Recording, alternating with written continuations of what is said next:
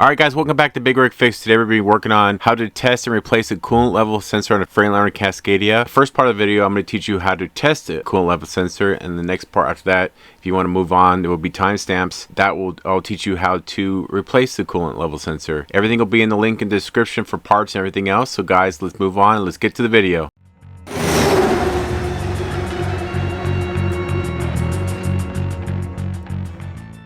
Alright guys, I'm here to show you, before you decide to replace this thing, I'm going to show you how to test it. It's really simple, and you don't need a couple of tools that you might already have in your garage or in your shop or in your toolbox. So I got this kit. I'm going to put it in the link in the description. It's an awesome kit. It's a little alligator clip jumper wires with attachments for back probing. It's really inexpensive. It's an awesome kit, under $20, and I'll put that. That's what I use all the time for troubleshooting a little electrical problems, and if that's a good thing you should have in your tool arsenal. And I will have this sensor in the kit in the link in the description too for you, if this may be the problem, if you want to go get it, easy link there for you. The meter is really simple. I have it set it to ohms, which hopefully you can see that right there, a little horseshoe. I'm going to set it to 200 ohms, 200 or 2000s, it won't matter. So we're going to have that set there. And I have my, you can see my jumper wires connected to my voltmeter ends right here, my little alligator clips. And so I can back probe this little, brand new coolant switch, coolant level sensor. And basically it's a switch, on off switch. It just tells the computer if it's a closed circuit, it thinks it's full. If it's open, it thinks it's not full. That's pretty much what it is. And I'm going to back probe this. And you got to make sure these are not touching inside there. There's 2 pins in there, and so you make sure you're not going to get an accurate read of these alligators are touching. So it's really simple. You got enough room to put them in there. I got one there and one there. It doesn't matter which side you go, you're still going to get the same reading, and just as long as they're not touching.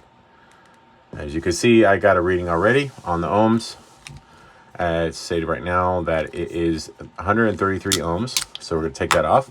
And you can see now when it drops, it goes to 0. So basically, if it's just sitting in your truck at this, it should be full. Even if it goes this far, like about that far, you're the computer that you have low coolant.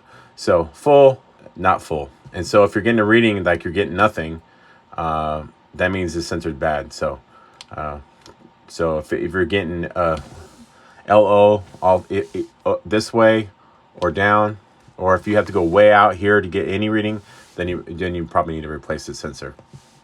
And then after that, if everything's fine and it's shown that this is good, then you have another problem. I would check the pins on the plug, and down there you would have to go start troubleshooting more in depth. So again, 133 ohms, and that is good. It's showing the computer that you're getting a reading, and it's saying that the coolant is full, and this is normal too, and that's showing that the coolant is empty or low, and you need attention, and this is a good sensor. So if you're getting those readings, don't get a sensor, put it back in. Oh, another thing, if it's this, I've noticed a lot, these get really gummed up.